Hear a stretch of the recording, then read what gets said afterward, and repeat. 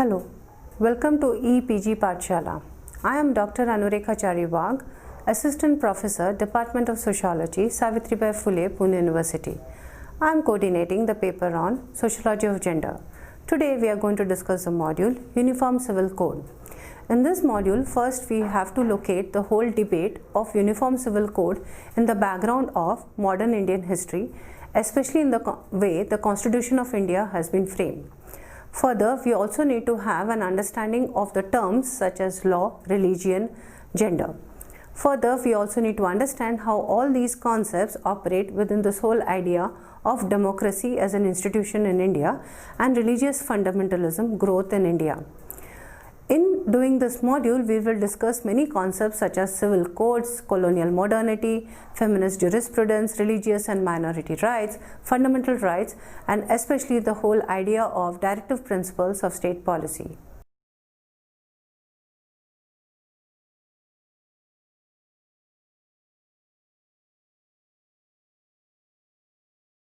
Uniform Civil Code. Uniform Civil Code are directive principles in the Indian Constitution has been the theme of one of the most intense, intriguing and widespread debate that emerged in India's public life right from the juncture that the Constitution was adopted in 1950.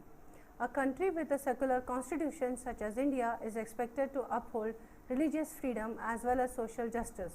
In this module, we will learn about the UCC, its history and debates surrounding its non-implementation, the issue of gender and law in India, and the controversial question of how to balance religious and personal freedom as well as secularism and social justice. Directive principles in the Constitution are those provisions that are required to be taken into account by the state while making legislations, plan and policies. However, these principles are non-justiciable. Unlike fundamental rights, that is, if they are infringed in any way by the state, no judicial remedy is available to the citizen. The citizens are expected to treat the directive principles as yardsticks of a government's performance while expending their right to vote. The directive principles of UCC appears in Article 44 in the Indian Constitution, advising the state to enact a uniform, undifferentiated set of civil laws throughout the territory of India. It reads, "The state shall endeavour to secure for the citizens a uniform civil code throughout the territory of India." The idea of UCC is closely tied to the operation of democracy in India, the formation of nationalist discourses, and the disavowed continuity of both this phenomenon with the ideological and administrative apparatus of colonial rule. It also, as one will see, represents the interface of gender issues with democracy, citizenship, and formal equality. Section 1. The legacy of colonialism and the civil code. Colonialism is a project and practice of domination mostly by European Western white powers of land, people and cultures. Indian administrative and legal systems as well as the idea of Indian democracy have been largely derived from the British colonial state. Thus, it is not to suggest that this derivation and or inheritance have been uncritical and uncontested. Cultures of anti-colonial resistance thrived in the British era and thrive today. The concept of colonialism has been expanded to include systems of domination that marginalize large sections of population based on caste, gender, religion, sexuality, language, location and other realities. Thus, the notion of intersectionality of identities and politics is essential to the understanding of the evolution and issues surrounding the UCC. One can refer to the module on intersectionality for a better understanding. UCC is thus just not a legal issue, it is a matter of intersecting identities and ideologies of religion, gender and caste. If you think that UCC is a good idea, you might wonder why the provision on enacting one was placed in the directive principle and not fundamental rights. Tenets of liberal democracy suggest that every citizen of a nation state must have equal legal rights. Yet in the Constitution, which lays down the terms of democracy in India, a distinction is made between rights at the public and rights at the private sphere. This distinction has been inherited from the colonial system and its lawmaking. Colonial law first distinguished between criminal and civil law and placed laws regarding family practices such as marriage, divorce, adoption and inheritance all within civil law. All other laws other than family laws were universally applicable to all subjects. However, family laws were called personal laws and were codified according to religious tenets, a task entrusted to Hindu and Islamic religious authorities. The colonial state also drew a sharp distinction between the private and the public sphere. In the former, the structures of traditional religion and family life were allowed to remain without any state intervention or to stop any oppression of women and children. Interestingly, the colonial state used gender justice and women's issues as a reason to justify colonial rule. For public sphere, strict universal laws about trade, commerce, criminal offences and ownership of property were instituted so that civic and revenue administration becomes easier. The British state had also formed alliances with the religious authorities such as the Brahmanas and the Sarvana caste to facilitate indirect rule and social control.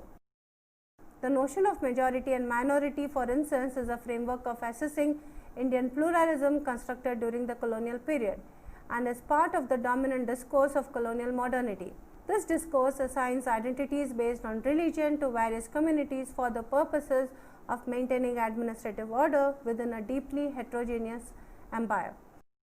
This approach undermines a vast diversity of society in India with its plurality of cultural practices, relegating it instead to a society of just a few contending religious groups. The British institutionalization of tribal identities follow the same logic. The definition of tribe as a culturally distinct from Hindu society as well as from one another hinged on a catalogue of cultural, racial and linguistic traits according to which they were labelled and classified. The anthropological gaze constructed the tribes as a unitary, well-integrated and timeless wholes, unpolluted by contact with the larger civilization until the advent of colonialism. The question of tribes or tribal rights is rarely raised in the debate on UCC. Thus, the British colonial state divided the legal domain into criminal and civil, further dividing the civil into personal and fiscal laws. It codified personal laws with the help of religious authorities. Traditional family laws of Hinduism like Mitakshara and Dayabhaga and Islam, Sharia laws derived from the Quran and Hadith were unified and organized within the codes. The state envisioned gender justice through passing of criminal laws prohibiting atrocious customary practices on women. However, the state was disinterested to reform the religious family laws, which are often inequitable and unjust to women. This is related to the way in which colonialism differentiates the rights of individuals in public and private domain. Colonial ideology imposed on Indian society followed the logic of thus the divide and the rule. So, you can imagine how instead of eradicating social stratifications based on gender and caste, these divisions were carefully nurtured by the state to ensure status quo and prevent mass rebellion. This hands-free policy helped an initial commercial agency such as the East India Company to assume power over the vast territories and colonize them substantively and epistemologically. Law, as well as strengthening the hand of the Brahmanism, was a chief vehicle of this paternalistic control. There was constant effort towards standardizing law for the benefit of the newly introduced colonial juridical structure. The uniformity of colonial logic has left its indelible smear all over the Indian Constitution and debate over UCC. Fast forward to the era of freedom struggle and caste and religion identity politics of the 1930s and 40s, when the Constitution was being framed. Self-identified secular rationalists recognized the differentiation of rights based on caste, tribe and religion. Realizing that such divisiveness would hamper the administration of formal equality and is central to the notion of liberal democracy, the Constituent Assembly envisioned a uniform civil code as a common legislation that would subject all citizens in India to the same code or set of civil laws regardless of their religious, communal, caste, racial or ethnic identities. They also recognized that India had a multiplicity of communities with distinctive religious, linguistic and local traditions. Yet a unified single national identity had to be shaped out of these diversities for the purposes of validating a new sovereign nation. Thus, they demanded that a civil code be created such that no community suffers disadvantage on account of the law having a religious orientation. Not all members of the Constituent Assembly accepted this position, however. Thus, a uniform civil code to govern family laws could not be consensually introduced in the first list of the fundamental rights. After independence, the judiciary was named the mouthpiece of the Indian Constitution. The judiciary used a nationalist welfarist approach to the question of gender justice. In cases pertaining to personal laws, Supreme Court interpreted the religious personal laws in a way that is fair to women. At the same time, it kept advising the state to implement Article 44 and have common family laws for all religious communities. The court reasoned that having a UCC would affect gender justice as well as national unity. However, the independent state maintained the colonial tradition to address women's issues through passing prohibitive laws. The Criminal Procedure of 1974 is a prime example of this. As for Uniform Civil Code, despite efforts, the state till date has not been able to frame it, let alone implement it. Section 2. The ongoing debate on UCC.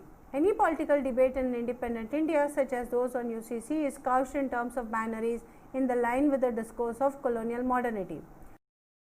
The debates on Uniform Civil Code have always been polarized around the twin axes of state, community, tradition, modernity and religion and secularism, the binaries of colonial modernity. The positions articulated by the judiciary, the Hindu fundamentalists and the feminist movement on the civil code remain locked in the discourse of colonial modernity. We will learn a little bit more on colonial modernity in section 3. The colonial government declared the setting up of a Constituent Assembly for independent India, and this committee was first summoned in 1946. Initially, an advisory committee was set up which would formulate the articles of the Constitution. This advisory committee was further divided into 3 subcommittees, 1 on fundamental rights, 2 on minorities and 3rd on tribal and excluded areas.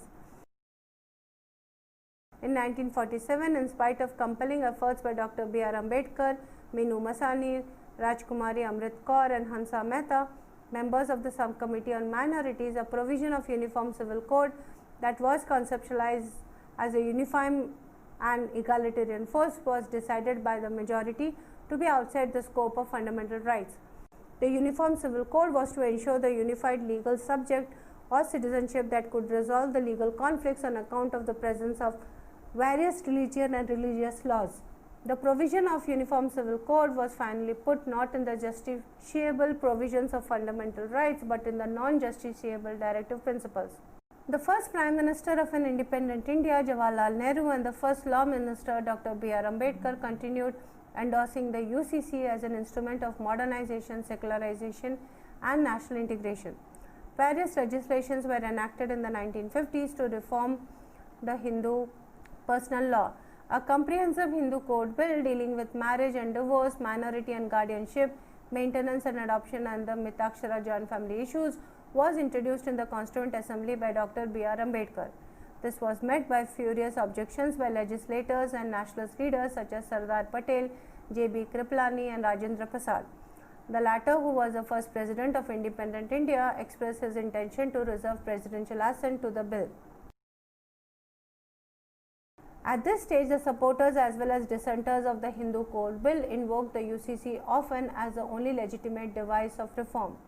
Those in favor of Hindu personal law reforms refer to the necessity of securing comprehensive, uniform, standardized laws over orthodox, religious and traditional ones, as the deliberations on the UCC, the Constituent Assembly has suggested. Many dissenters reason that reforming the only Hindu laws and leaving Islamic and other laws untouched amounts to minority privilege.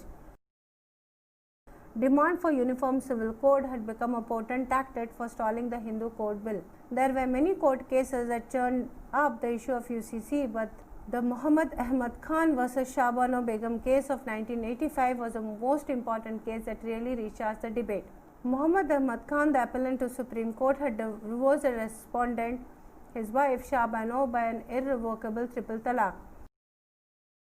In April 1978, Shah Bano filed a petition under Section 125 demanding maintenance. The appellant's defense to the respondent's petition was that she had ceased to be his wife. Also, he had paid a maintenance to her at the rate of Rs 200 for 2 years and had deposited a sum of Rs 3000 in the court as mahar during the period of iddat, as per as 127(3)(b) of the Islamic personal law. In August 1979, the magistrate directed Ahmad Khan to pay Rs 25 to the respondent as a way of maintenance. In 1980, in a revisional application filed by Shah Bano, High Court of Madhya Pradesh announced the amount of maintenance to rupees 179.20 per month. Ahmed Khan filed an appeal before the Supreme Court by special leave, claiming that Section 125 of the CPC would not apply to him as a Muslim. The court found that the two previous decisions in the Bai Tahira versus Ali Hussain Chothia case of 1979 and Fazal Bui versus Khadarwali case of 1980 upheld that a Muslim wife can apply for maintenance under 125.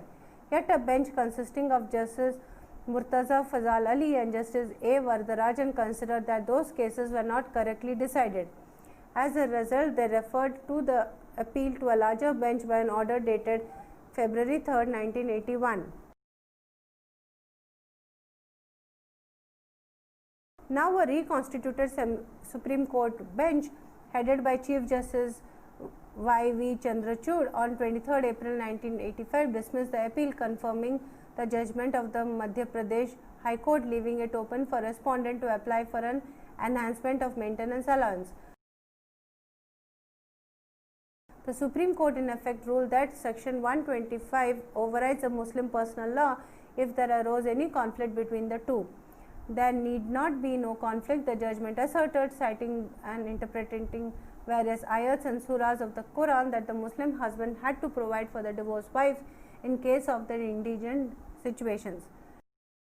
Apart from that, the court pronounced, it is also a matter of regret that Article 44 of our Constitution has remained a dead letter. There is no evidence of any official activity for framing a common civil code for the country. A common civil code will help the cause of national integration by removing disparate loyalties to law which have conflicting ideologies. No community is likely to bell the cat by making gratuitous concessions on this issue.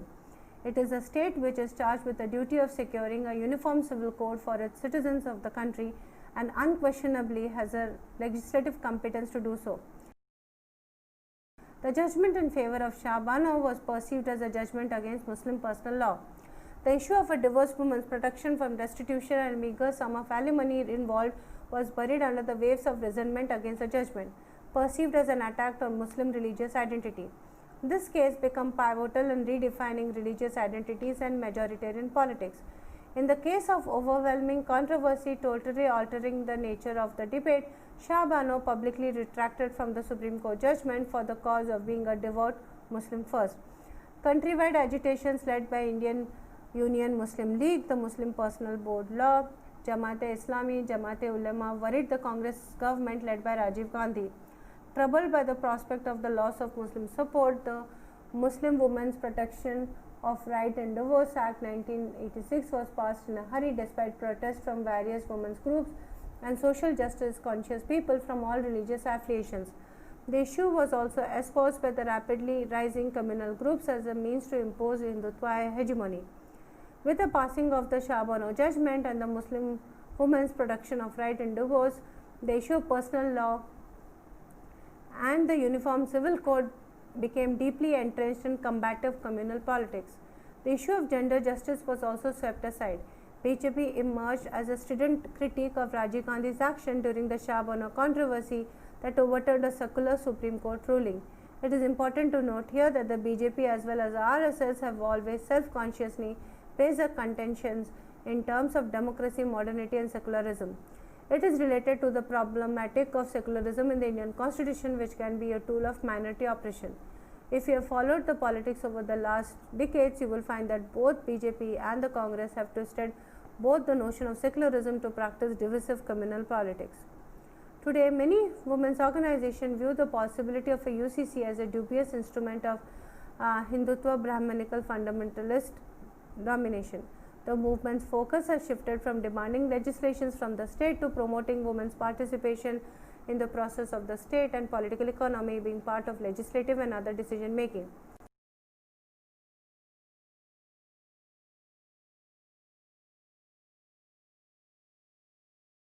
It is recognized that the autonomous women's movement has been greatly able to render women's issues visible and moved, and such a movement is important in its own right. Formal political participation remains important. feminists have begun to examine closely the relationship between state and women and legislation. They have identified the problem in the context of the state's ambivalent treatment of women's rights, endowed citizens and gender subjects enmeshed in patriarchal social relations. The root of the problem seems to reside in the nation's constitution that is unable to decide between the import of women's rights and religious community rights. Therefore, as Anupama Rao opines, women's lived experience have had therefore to contend with various superscriptions and circumscriptions. The idealized superscribed woman, pure, chaste with superhuman qualities, purging the body politic, ensnares women within the normative forms of behavior. A unified category of women, a collective body of women as agents and subjects of liberatory change, provides elusive as it happens to hegemonize disparate entities ironically within an abstracted category of women. There is also a realization that passing more and more laws is not a solution to women's problems. This skepticism is captured in Flavia Agner's word: if oppression could be tackled by passing laws, then this decade would have been judged as a golden period for Indian women. Law and awareness raising goes hand in hand. Laws do not change minds and often cannot cause a dent in the centuries of heteropatriarchal, colonial, Brahmanical social structure. Gender justice is also a matter of intersectionality. We cannot think of a uniform category of male or female unless we understand that these categories represent lived experience of people negotiating not just structures of gender, but also caste, class, religion, language, ability and geopolitical location. The experience of a Muslim or a Hindu or a Christian or a Sikh woman living in various parts of the country, think about variations in urban and semi-urban areas, experience of living in deeply contested territories in Kashmir and the Northeast, what it means to be a migrant worker, a Dalit student, a North Indian in South India and vice versa, and why these categories and label means will be very, very different. Laws are not innocent nor neutral. They often represent the political will at the heart of a ruling regime. They often represent a political agenda more than justice. With that, let us discuss some basic concepts that will help you to understand the debate on UCC better. Basic concept: Civil Code. Civil Code is understood as law that deals with private matters. The notion of Civil Code arose from the way the colonial state intervened in lawmaking in India. They started by making a sharp distinction between the civil and the criminal laws. Within civil laws, distinction was made between family laws and fiscal laws. Criminal and physical laws replicated English laws, while codification of family laws were left to religious experts. UCC, as you know, is a directive principle in the Indian Constitution that directs the state to ensure that civil code in India is same for all citizens. This is a highly contested position where issues of gender, citizenship and human rights are sometimes swept under the rug, and the dynamics of electoral politics, vote banks and the rise of Hindu fundamentalism and prospects of coercive majoritarianism looms large.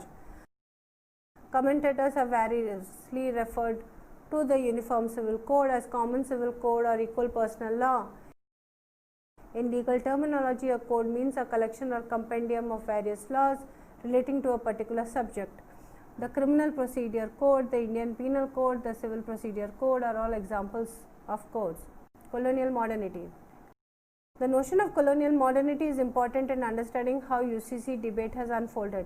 Colonial modernity is usually imposed by the colonials, an imperialist entity on spaces colonized for the purpose of social and governmental control. In British India, this has manifested itself in the introduction of English, professional education, law, comprehensive methods of revenue generation, collection, new methods of agriculture aimed solely at farming cash crops. The growth of secondary and tertiary structure in the economy was imposed over the colonial space in the name of modernization and polity. What justified this process of modernization and the seepage of modernity was an unimpeachable claim to rationality.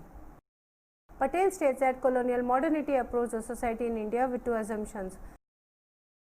First, relating to distinction and disjunction of those groups living in India from spatial cultural structures of the West and simultaneously creating within India spatial cultural zones. The second was assertion of the boundedness of these groups, now called caste and tribes, constructed in an internally structured hierarchy by a cultural attribute of spirituality emanating from Hindu civilization. A territory was given a religious attribute. Hinduism and India now are collapsed into each other.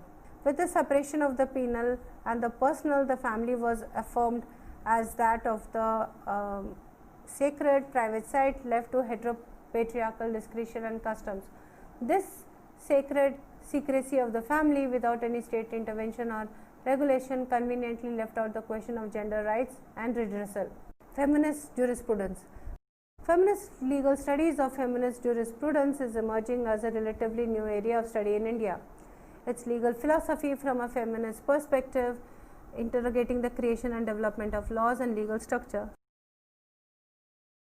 Feminist jurisprudence places the principles of legal theory and practice on a common canvas to assess its relationship to gender equity and women's day-to-day lives. Feminist jurisprudence and feminist legal studies seek to undermine the liberal universalist claim that law is an objective, neutral truth and exposes its role in systematic oppression of women. However, many scholars also agree that law can offer spaces of resistance within which women can challenge oppressive social relations. The autonomous women's movement in India often approached the issue of UCC from the standpoint of feminist jurisprudence. Conclusion: gender justice or religious freedom.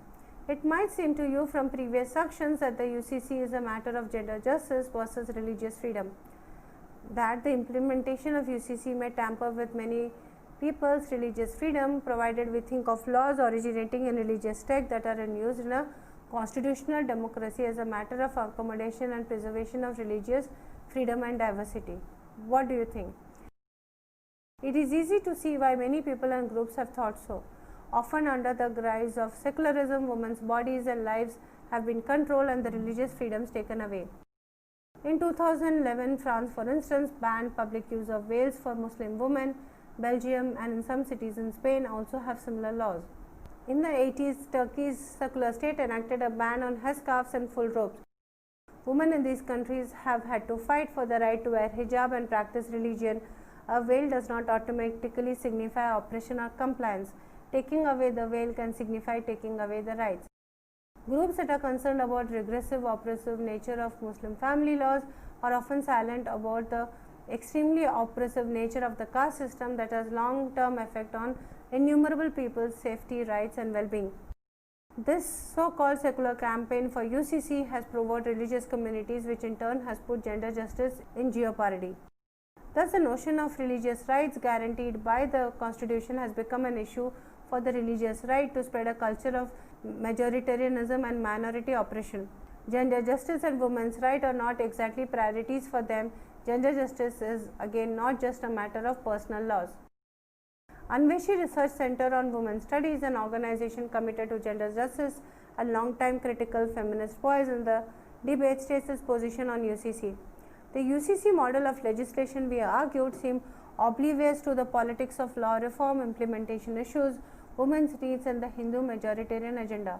The questions that the Anveshi Law Initiative is engaged with are the conceptual rigidities that attend to the translating of women's needs and concerns into government categories, the relation between gender, minority, caste and law, and the problems related to the preeminence of the rights framework in thinking and activism around violence.